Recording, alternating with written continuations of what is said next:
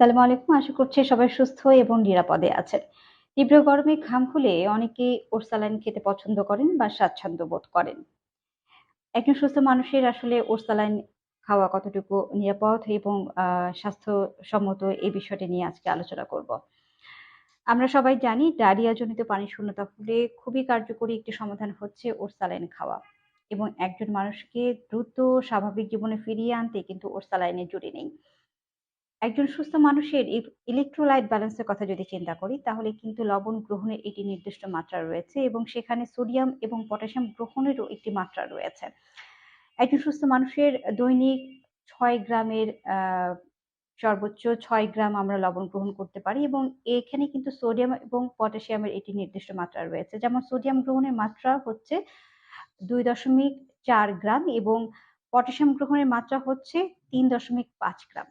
সব মিলিয়ে 6 গ্রাম সর্বোচ্চ। এবং আমরা দৈনিক যে খাবারটি খাই তাতে তরকারি কিংবা অন্য কোনো উপাদানের মাধ্যমে যে লবণ গ্রহণ করছি তা কিন্তু এই 6 গ্রামের চাইতেও অনেক বেশি চাহিদা আমাদের পূরণ হয়ে যায়।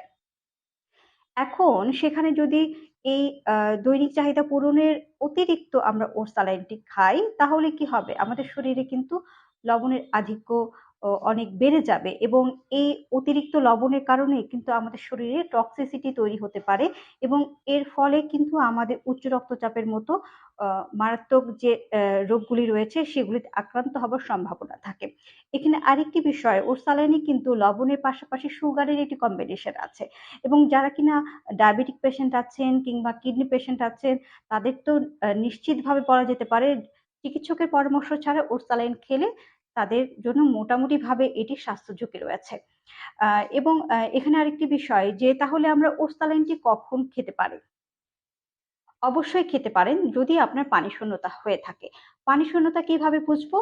যদি আমাদের কিছুক্ষণ পর, পর পানি পিপাসা লাগে, দেখা যাচ্ছে যে চোখ ত্বক শুষ্ক হয়ে যাচ্ছে, বমি, বমি ভাব হচ্ছে, মাথা ঘোরাচ্ছে, আ আ দেখা যাচ্ছে যে অবসন্ন লাগছে, আ এই সবগুলো মিলিয়ে যদি আমাদের লক্ষণগুলো প্রকাশ পায় তাহলে কিন্তু পানি শূন্যতা বুঝতে পারি এবং আরেকটি পরীক্ষা রয়েছে আমাদের আঙ্গুল যদি জিভে দেওয়ার পরে সেই আঙ্গুলটি না ভিজছে তাহলে কিন্তু মোটামুটিভাবে ধরে নেয়া যায় যে পানি শূন্যতা রয়েছে। তো যদি শরীরে পানি শূন্যতা বোধ করেন কেউ তাহলে ওরসালিন খেতে পারেন। কিন্তু এই লক্ষণগুলো যদি প্রকাশ না পায় এবং তারপরও আপনি যদি ওরসালিন খেতে থাকেন তাহলে কিন্তু নিশ্চিতভাবে আপনার শরীরে লবণের টক্সিসিটি শুরু হয়ে যাবে এবং এর ফলে স্বাস্থ্য ঝুঁকি তো রয়েছেই এবং মারাত্মক রোগগুলিতে আক্রান্ত হবার সম্ভাবনা থাকে। সুতরাং জেনে বুঝে ওরসালাইন খান, সুস্থ থাকেন। সবাই আল্লাহ